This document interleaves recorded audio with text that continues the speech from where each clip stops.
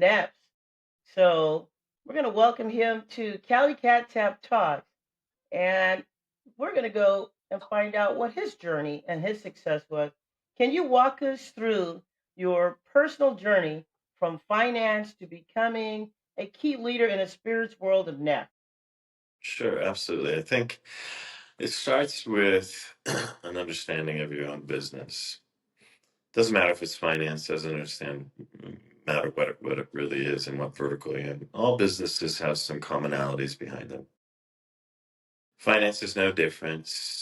There is a time when you're making mistakes, when you're trying to figure out what your company needs versus what you're good at, trying to shift into those positions. And once you kind of figure that out, then you have this operational plan that ranges into any vertical. But for me, I've always had a fascination with building things. So once I build something, I want to build more. It doesn't matter where it is or where it sits, but if I can blend other parts of my life into it, now I'm really excited about it. So for me, the excitement is vodka. I'm not going to say that I'm a big drinker or something along those lines, but I have been drinking vodka my entire life. And I always had the question of when can I get a vodka that actually tastes good? And so NEFT answered that answer for me. And as a two ingredient, very clean solution, I feel good in delivering it to other folks. So we have patents, we have various sort of IP and intellectual property throughout all of our verticals. And those are kind of hallmarks of, hey, you did something interesting, you need to protect it. But what can I enjoy for myself and as I deliver to other people? So to me, it was the ultra clean vodka called NEFT. That's the shortest version of my story. You know, I came from very, very humble beginnings. Many people would just say I came from a very poor background, broken family, the whole thing that comes into that. Then there is a piece that you find, and then a place that you find that you can now operate and be yourself. And NEFT is the closest place I have to that while running a business. Wow. So basically, that's what inspired the name NEFT, correct? Yeah, so NEFT is simple. The inspiration behind NEFT is the 50 or so Cyrillic languages around the world that think NEFT means oil. And if you look at our form factor, it's an oil barrel. And Okay. it's designed to have a tremendous amount of utility behind it. Our founder, Ekaterina Kuzmina, was the designer of this. It stays cold for hours. It's unbreakable. It's a homage to the oil workers around the world. But that's a rough life, and they deserve something better in their life. And many are vodka drinkers, and we Hmm. wanted to make the best vodka we could for them while paying homage to those oil workers. So the barrel and the name both reflect that homage. Wow. So, how does the brand origin story influence identity today? It's pretty prolific, actually. So the brand origin story, oil, the barrel, the unbreakability of it, it lends itself to that sort of tougher world. You know, it's not necessarily those that might have had an easier route. Many of us didn't have a very easy route. We don't have an easy route today. Hmm. Many of those folks around us find themselves in music and art and fashion, and they find themselves in motorsports. And when you look at the blue collar worker, if you will, you know, that's where we all came from, and we need a place to escape to. And motorsports presents a very good opportunity for us, whether it's Formula One or NASCAR, or whether it's NHRA or Formula Drift. It doesn't matter. There's places where we go to escape. Music, art, and fashion are some of those places. And we wanted something different and unique inside of the music, art, and fashion spot. But when you look at motorsports, the barrel, meaning oil, Hmm. and shaped like an oil barrel, lends itself incredibly well to the motorsports space.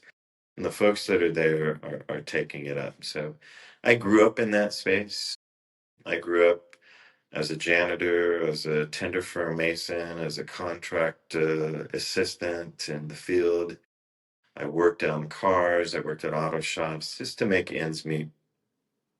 So I remember those worlds and I remember the people there and I enjoy those folks. They are the ones that I relate to the best, as it were, just because of my family of origin. And now my company of origin story matches that. So I'm really excited to be back in that space, if that makes sense. Yeah, that makes a lot of sense. So your creative process into the barrel, what your vodka looks like with the black and the white. So that made the bold and unique process of it, correct? Yeah, that's the bold part of it. So we wanted to be different than glass. Like, how can we do something really interesting, right?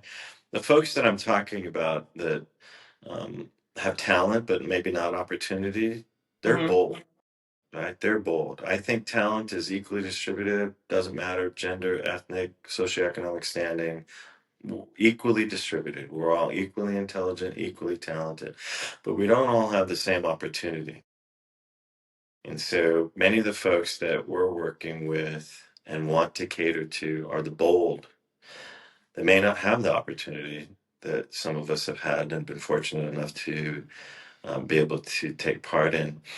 And they're unique. Those people are strong and unique and wonderful in their own rights because they do have that talent. So we needed our barrel to reflect that. Needed to be bold and unique. We're not doing glass.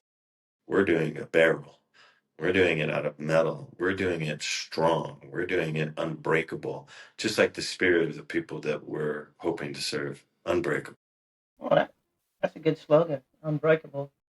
Okay, what are some of the major shifts you've seen in vodka or spirits category in the last 5 years?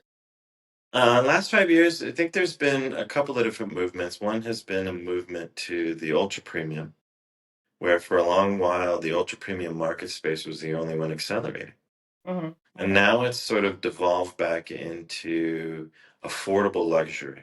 So everybody would like to enjoy something better, but we're a little resident to spend a lot of money. So we had to price our product into some category that makes sense for the bulk of those bold, unique people out there, but while giving them the high quality, not compromising on that. So that's been a shift in the vodka market and the spirits market in particular, is a movement from super premium to affordable luxury. We happen to be a super premium product, but we're priced at an affordable luxury price. So we've always been there and we always wanted to be there. And fortunately, the markets are moving in that direction to follow what we were prepared for anyway. Yeah, but I think that's the guidance of your finance of looking at where your product would be and who will buy it and the affordability. So yeah, Yeah, thank I you. think if I might, Callie, there's a glass ceiling that we all sort of can't articulate, but there's a certain amount of money we're willing to spend on any given item, whether it's a house or car or purse, utilities, whether that's our internet service or whatever it is. There's a certain amount of money that we feel comfortable spending. So I call that the glass ceiling, and every vertical has a glass ceiling, and very difficult to find out what that price is. You're not going to go to a chat GBT and figure that out. You're going to work through it by delivering a product and finding out where it is. The glass ceiling for high-end spirits is about $35 for a 750 milliliter. Ultra premiums prices start at that and go higher, but nobody's willing to pay for that. So the glass ceiling is right where we want to be. So we purposely chose that price point to meet that glass ceiling. Wow. So how does NEFT stand out in a saturated market dominated by legacy brands? Oh, it's tough, right? But you know what? You have about 317 vodkas that are on the market landscape right now. The bulk of them are being weeded out by the five big players. Those five big players are 25 to 30 years old. There's nothing fresh about them. There's nothing that they're doing to cater to the audiences. They're sort of living on their previous successes. Many of them are racing to zero right now in terms of price point. They're not fulfilling their original charters. Many of them have philanthropic charters that they just do nothing with today. And so the way that we stand out is being an authentic brand, actually walking the talk. When we say we're recyclable, we are. Barrels are 3 times more recyclable than glass. Most people don't know that the glass that you try to recycle, 90% of it goes back into the trash stream because it's not actually recyclable because it's colored. Whereas the metals are 100% recyclable. Tops that we use for our quote enclosure are recyclable materials. So we're designed specifically for that. When you talk about our carbon footprint, because we weigh 1/3 the weight of glass, it takes only 1/3 the energy to move our product around the world. So we are walking that walk when it comes to that particular piece. When we're talking about quality, we're 2 ingredients, water and rye, and we've been able to create an ultra premium taste suitable for sipping. So that's another differentiator for us. We chose to do a different route. When you look at the whiskeys and the scotches and the tequilas, they all have a sipping version. And sometimes we're willing to pay thousands of dollars for that. Most of us can't afford that, but some people can. But they all do have a sipping version, except for vodka. Hmm. Well, now vodka does. So vodka has an entrant called NEFT that's for sipping, that's clean and made with only 2 ingredients, no fructose, no additives like glycerins, etc. None of those things. We are in a position where we are recyclable and meeting what we hope is a very strong stance when it comes to carbon movements, etc. Our footprints are very, very low. So we're walking the talk that everybody's talking about that no one else seems to walk, if that makes sense. Yeah, So we're doing that for yeah, real, and that's working.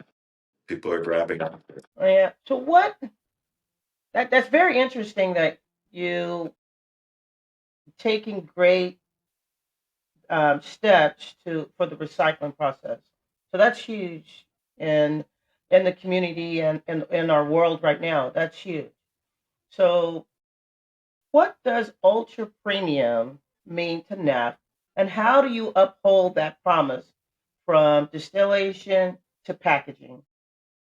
That's a good one. Out of those 317 or so vodkas that are on the planet, only about 4 of them actually run their own distilleries. So they're prepared to actually create in bulk their own product. The rest of the facilities all use essentially the same vodka. They may have a different brand on it, and maybe a different movie star, maybe a different pop star, whatever it is, but have it. But if you were to do a chemical analysis, you would find that they're all the same actual vodka from the same one source. We're not. We've built our own distilleries. We have one in Austria. We're standing up another one in Austria, and we're standing up another one in the United States. And that's the only way that we can control our quality and make sure that we are end to end creating that low carbon footprint, creating that unique sipping profile from just 2 ingredients while maintaining a clear lock on the recyclability aspects of our product. That's the only way you can ensure that from season to season, year to year, is to do it yourself. And that's what we do. That's an expensive route, it turns out. Something that you cannot do as part of those other 317 vodkas. They do not have the capital to make that happen. Having said that, we become a relatively capital intensive program. So we have big financing behind us to make sure that we are in market doing what we said we were going to do and ensuring that we're doing what we said we we're going to do from beginning to end. In fact, we're so confident in that that in the 2026 timeframe, we're going to introduce a blockchain into our back office inventory systems so that everyone else on the planet can see where our product came from and its journey to your lips. Wow. Yeah, that'd be great. I can't wait. 2026 is just around the corner too. Yeah, Yeah, it's just around the corner. Um, so you've led NEFT through rapid expansion. What leadership principle guides your decision making? that's a good question. I think leadership to me is something that varies from person to person. For me, it's about making sure that when somebody does really well, you hold them in front of the world and you say, look at what this person did. What an amazing job. What an amazing story they have. And then the inevitable will happen, and that person and other people will make mistakes. And then you put them behind you and you say, I did this and I will fix it in this way. And I shield those people from that public scrutiny. They deserve the visibility and their success, and they deserve the loyalty from their senior management to shield them when they make a mistake. Why? Because I have asked them to make mistakes. I have said, I want you to be courageous. I will be loyal to you as long as you're courageous. I want you to be courageous and try new things. I want you to make cool stuff. I don't know what that means, but you do. And occasionally, your cool stuff isn't going to be cool. It's going to be broken and it's going to cause an issue for us. And as part of my loyalty to you, I will shield you from that. I ask only one thing: do it quickly. If you're going to fail, fail fast and learn how to fail faster and faster as the years go on. We'll recover from it, but only if you don't hide the failure, you bring it to me, and you do it quickly. Then we get the best of both worlds as a company. I get your innovation, I get your brilliant ideas, of which some are not going to be so brilliant. But I'm willing to pay the price for that. And my loyalty to you is I will shield you as long as you do this quickly and you account for it. I made this mistake. What I'll do with that is thank you for telling me. Let's figure out how to fix it. As far as the world's concerned, you didn't make that mistake. Our company made that mistake. That's a philosophy that I follow and have followed for decades. It's a great philosophy because when you fail, you learn from your failures and you move on. So Exactly. that is a great philosophy. And that goes back to the bold and unique characteristics of the audience that we're serving. Those folks are bold, they're unique, and they do things that sometimes create failure. Yeah. I'm there to say, bravo, go do it faster. Keep making failures, keep being bold, keep being unique. Your talent will shine one day. Someone will see it. And if it's not someone else, NEFT will see it one day. And that's part of our Raise It Up programs where we're looking for opportunities to give opportunity. Wow. So, Wow. So what has been your most pivotal and defining moment as CEO? well, it's the realization, I think, that I can make money or I can stroke my ego. I can do what I'm good at or I can do what the company needs. Sometimes aren't the same. I can recognize my own failures and lead by example and account for those. But those are all learned lessons. Those aren't things that I came to a company with. Those are things that I learned on the ground. I learned that, as I like to affectionately say, the little guppies that are nipping at you, that are your little problem, that left unattended, they come back as great white sharks and bite you. Okay. Doing Shark Week? Yeah. So you got to pay attention to these little things that seem inconsequential. They're big deals, right? Risk management is not the same as risk elimination. There are certain risks that you, as the uh, executive team, should be willing to accept as a cost of doing business. So it doesn't mean eliminating risks. It means managing those risks and making a trade-off decision. One of the other big lessons I learned is if you sit on your mistake too long, it's going to be a serious problem. So that's where your ego gets in the way. It won't let you understand that you just made a mistake. What you should be doing is pushing the ego aside and saying, I'm going to clean up that mistake now, not tomorrow, now. And those are all hard lessons because they run counter to us being human beings. Mhm. Right? Mhm. We just don't do those things as human beings. Our humanness gets in our own way of success. And I'm not saying to not be a human. What I'm saying is have your emotion, be a human being, but then when it comes time to make decision, do it non-emotional. That's great advice. That's really great advice.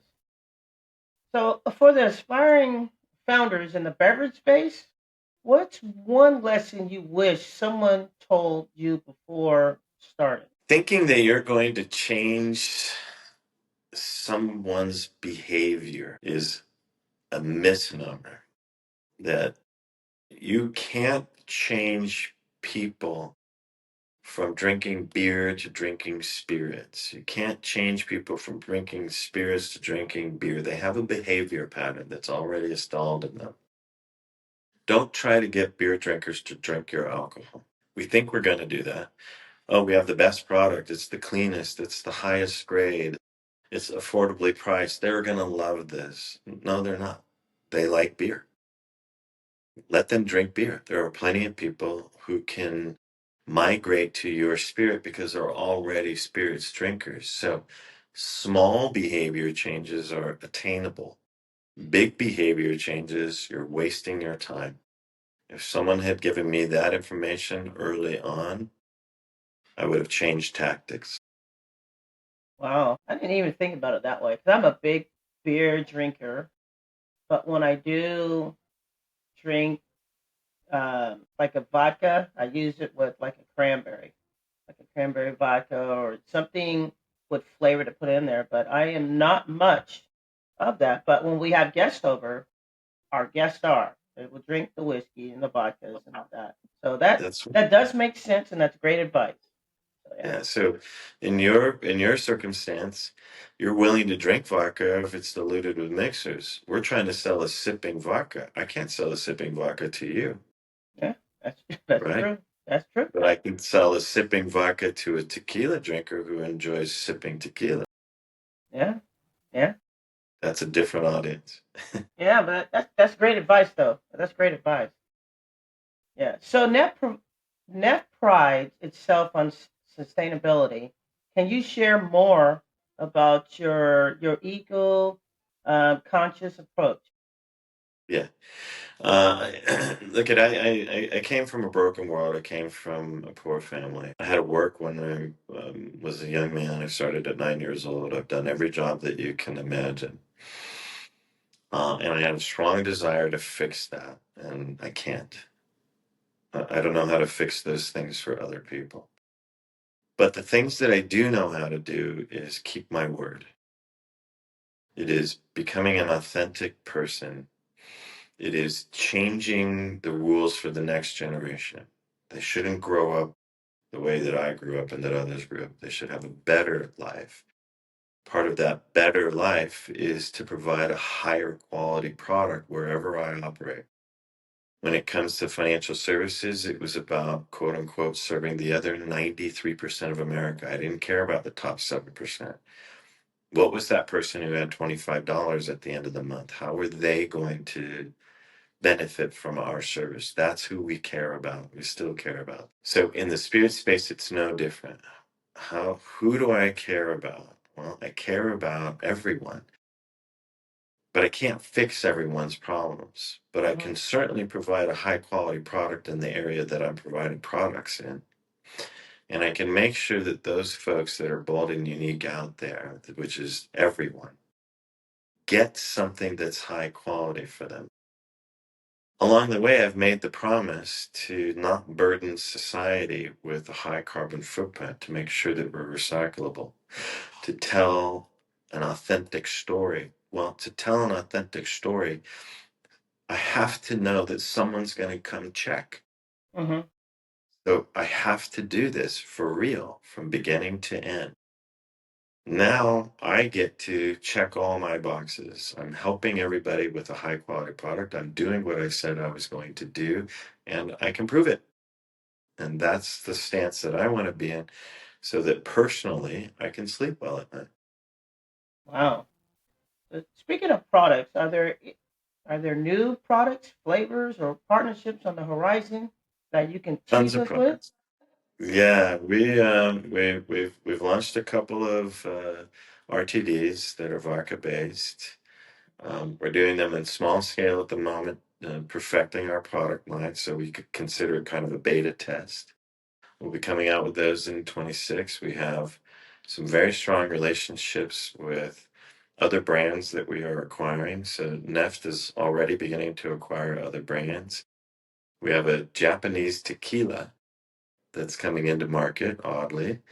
It's a wonderful experience. There are 7 different SKUs, all made in Mexico, the way they're supposed to be. The reason it has that Japanese slant is we're aging the tequila in Japanese bourbon barrels Oh, really? in Mexico. And we're That's getting ready to, interesting. That's interesting. yes, it has a very unique flavor to it.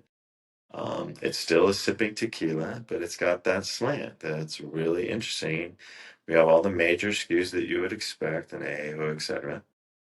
So those will be coming out as well. We have relationships in the European markets that we put together that are very strong. And of course, our home country is Austria in terms of production. And that's the home of Red Bull. What I didn't mention today is we're actually a sponsor for one of Red Bull's Formula One racing team. Wow. So Yeah. we have a very deep relationship with those groups. No promises on that front. Um, but we've done some very interesting things on a small scale with them that we hope we can expand. So a lot of really cool things in the works for us. And like I said earlier in the conversation, there's a lot of wonderful people that work for NF that are doing cool stuff. Yeah. And these are some of those things. Yeah. But let's get back to that Japanese tequila one. So is that going to be dark, or is that is It's the that? traditional 7 flavors. So you're going to have your dark to your light, Hmm. really unique form factors for them, beautiful in nature, sort of that Japanese slants.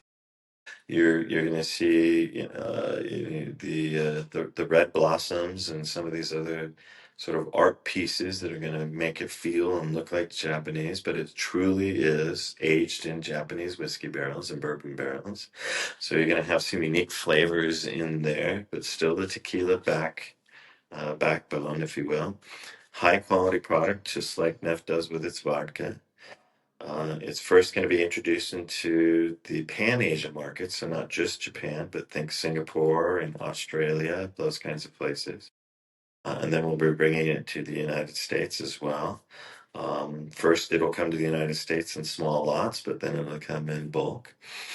It's a really interesting profile across all 7 of the flavors, if you will. Hmm. That is, again, that bold, unique sort of approach to the consumers that we love, right?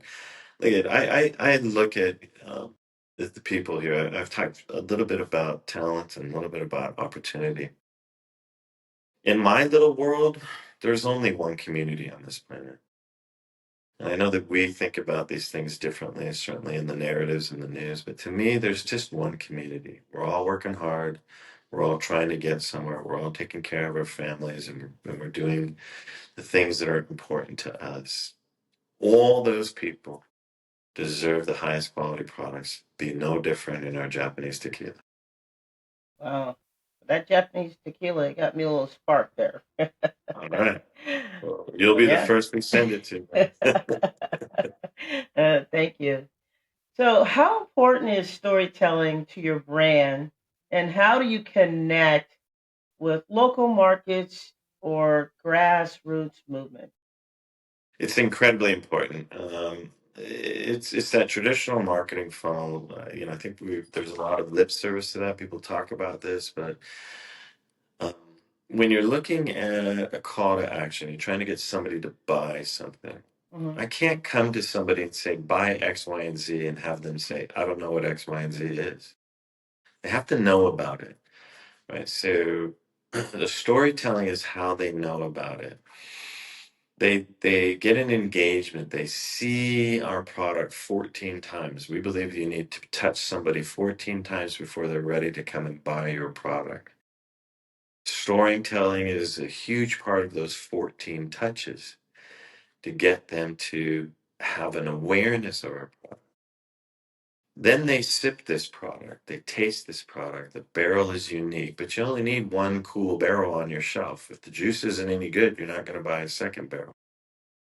So we have to tell a story around that. But most importantly, they have to be able to tell a story.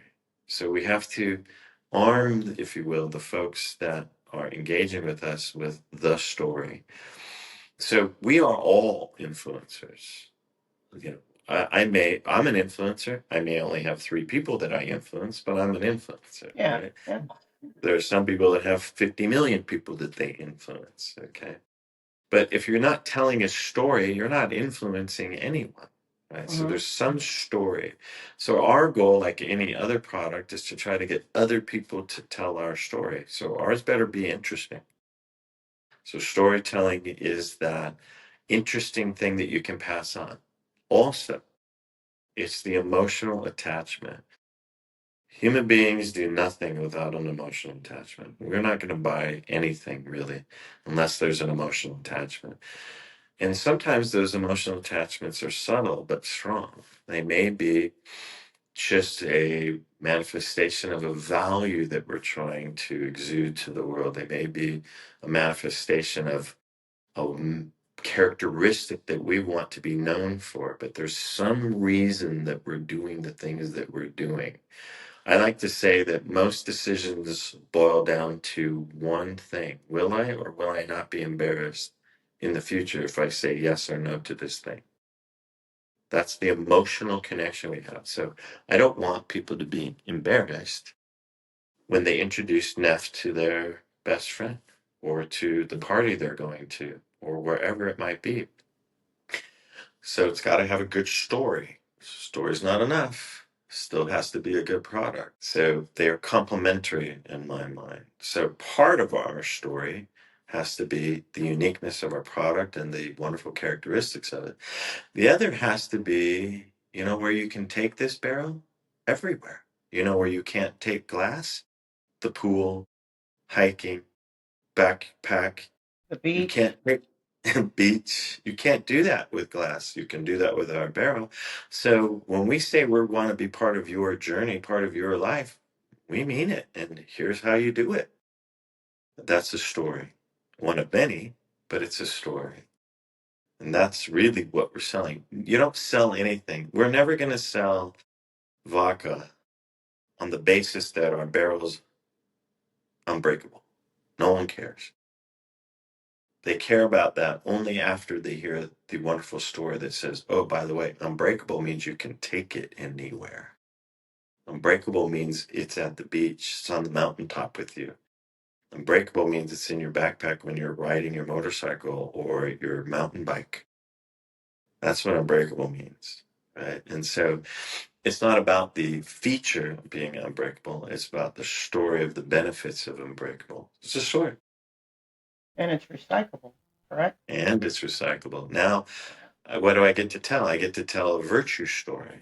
Look at me. I bought a vodka that's actually recyclable. You guys should too, right? And every group within our larger community has something that they gravitate towards, some part of the global story that they like, whether it's low carbon footprint, whether it's I like to go mountain biking, whether it's recyclable, whatever it is, there's some piece that they grab onto. We have to tell all those stories without diluting our storytelling ability. Hmm. That's our real challenge. Wow, Yeah. that's great. Tough So, place to be. speaking of challenges, what has been the biggest challenge scaling net, especially in a competitive space?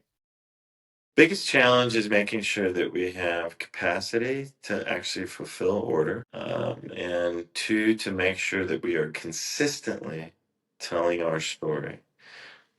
It's very easy to fall into a storytelling situation where you tell a story, you get feedback immediately, and then you reshape that story.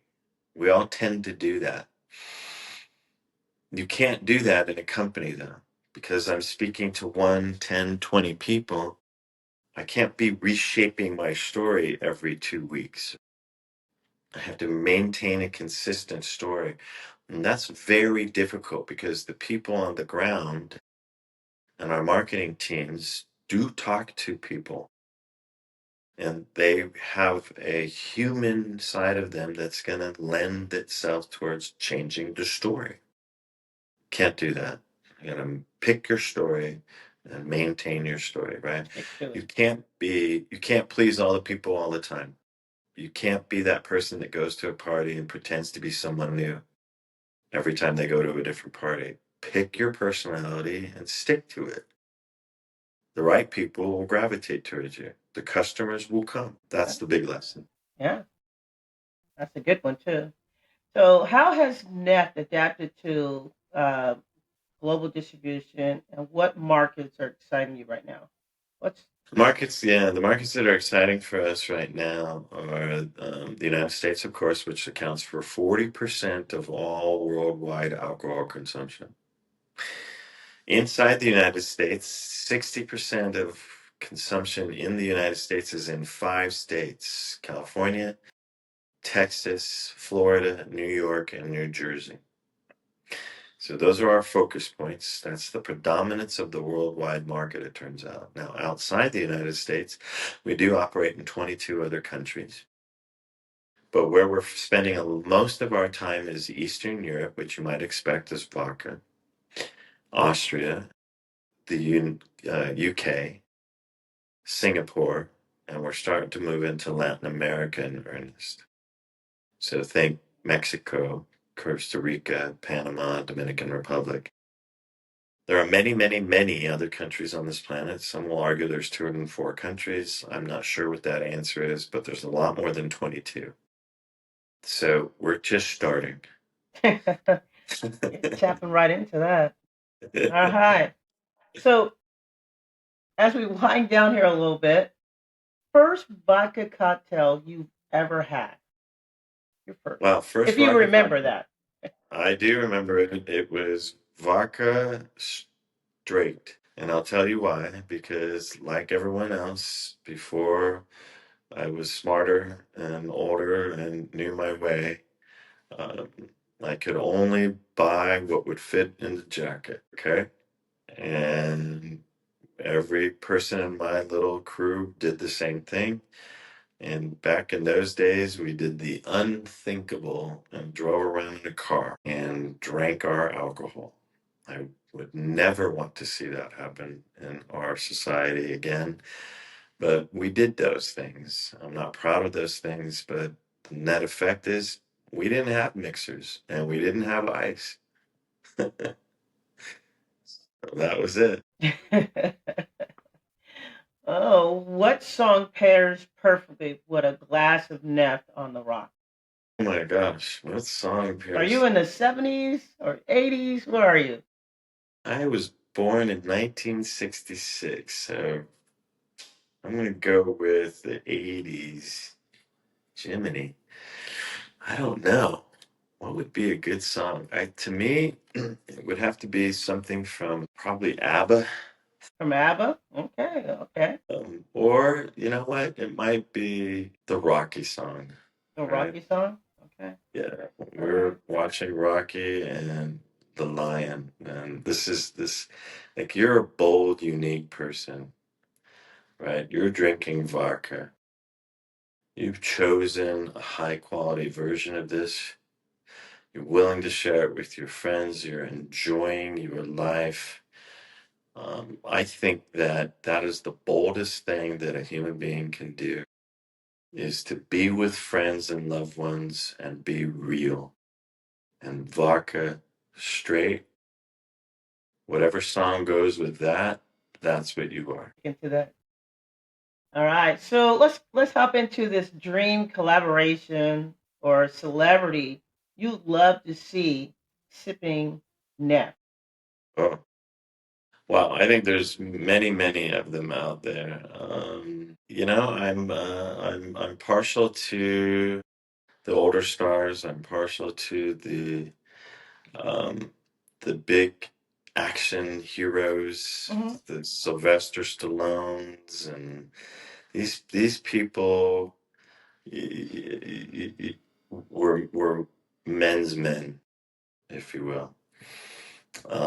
I'd like to see a Denzel Washington, Hmm. like a man's man, like a real rough and tough, but protector and what I believe men in this world should be, and that's they take care of those around them. They're the wolf. They recognize that they are the true leader, and true leaders take care of those around them. They're masters at their craft. Washington is like my hero.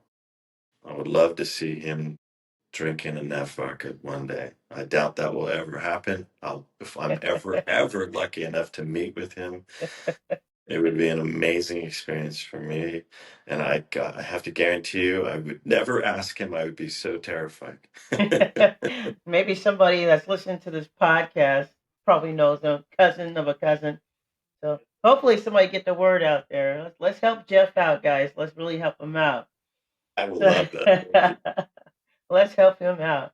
So what is your personal bar at home besides Nef? It's a bit of beer for me in the old days. I was an old fraternity boy. I have five sons who still enjoy beer.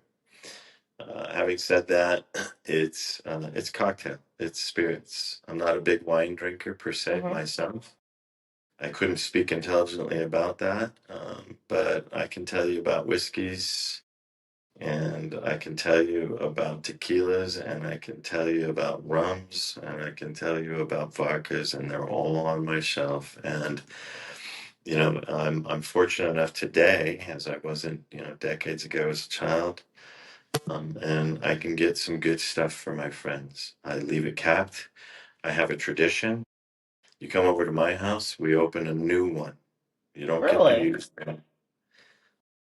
We open a new one. That's my sign of respect to you is I'm opening a new bottle for you. What would you like to have?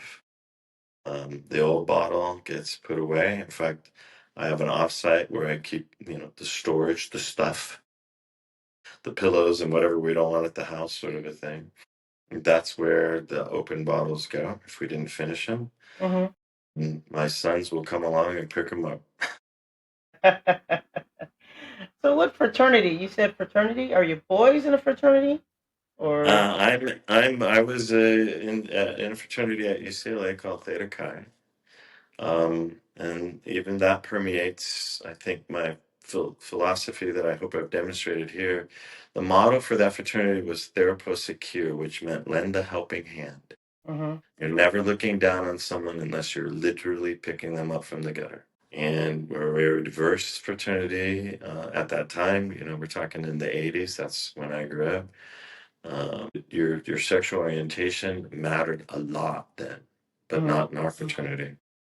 Your color mattered a lot then, but not in our fraternity. And so I found the right place for me. My sons have found the right places for them that follow the same model. As a family, we grew up on a singular statement. You always help the little ones. And sometimes the little ones are bigger than you. Little Yeah. ones doesn't mean young, it means someone who needs help. Need guidance. Yeah, Yeah, I agree. that's it. Yeah, my youngest son just graduated at UC Santa Barbara, and I believe Wow. it's Delta Sigma Chi or Delta Sigma Phi. Yep. I Delta Sigma think Chi. I could be wrong, but he was in that fraternity, and I was there with a bunch of other parents, and we were on their deck. And well, bottom line is, I ended up drinking from the keg upside down. And I ended up breaking the fraternity record there. And I was like, man, this is some really good beer. Oh my gosh. And you know it wasn't because they can't afford good beer. These kids can afford it. So Okay. when I was done, I had to ask him. I said, "Well, how much did it cost you for this keg?" They said $300, and I said, "Wow." And they said, "Well, it was really good." And I said, "Well, yeah, whatever." Yeah. Sounds like you drank half of it. It was really good. I bet. Um, all right. One word to describe NEFT journey so far. Courageous. It's been a courageous trip for everybody involved. They've had to exhibit courage. They've had to get out of their shell. They've had to do some really personal growth and tough things. I like to work with young, energetic folks who haven't been in the space. They are highly skilled, highly motivated, highly talented, unseasoned. That means that they have to do some courageous things for them. Sometimes it's just speaking. Sometimes it's being on camera. Sometimes it's being in the field. Sometimes it's being an advocate of your own idea.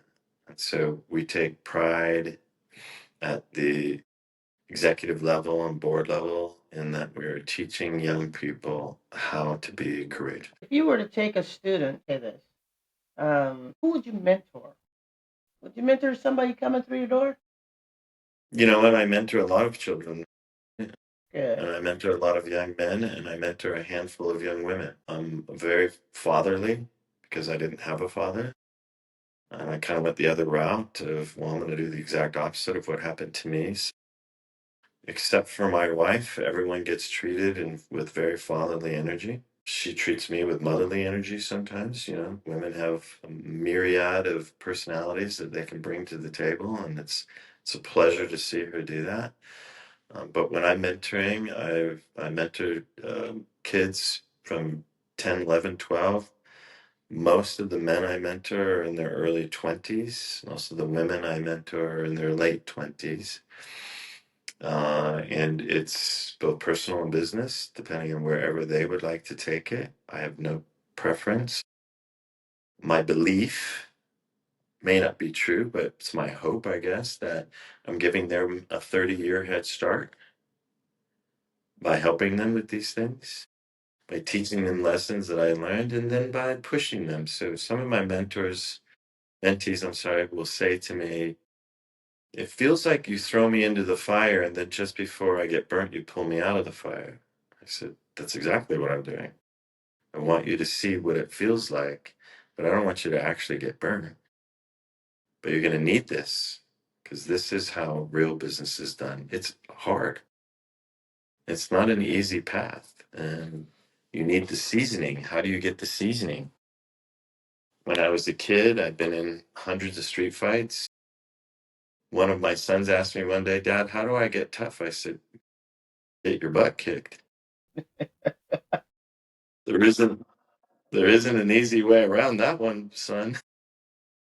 It's the same thing when you're mentoring in business. It's like you just got to go and do it. I'll help you. I'll position you. I'll give you the advice. I'll even stand by your side. But at the end of the day, it's still you that has to do it. Hmm. So all ages, I enjoy it. I feel sometimes unworthy of the success that I've had. And when I give back to those that I mentor, I feel worthy again. If that makes sense, that's a little That personal. One. Yeah. no, that makes a lot of sense. So, So how does the audience or people in general get a hold of NEFT? you can come to our websites or you can go to the various retailers, the Bevmos, the Total Wines. You can go to Ralph's. You can go to all the places that you would expect to buy alcohols from. For the most part, you'll find us there. Again, we're still a small company. We're not a giant company. So you'll find us in something like 13,000 venues across the US, which is a small number, Mm-hmm. but big enough that you can find us everywhere. This is Kelly Cat Tap Talks. I'd like to thank Jeff for being here.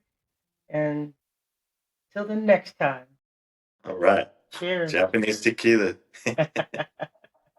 We'll see you.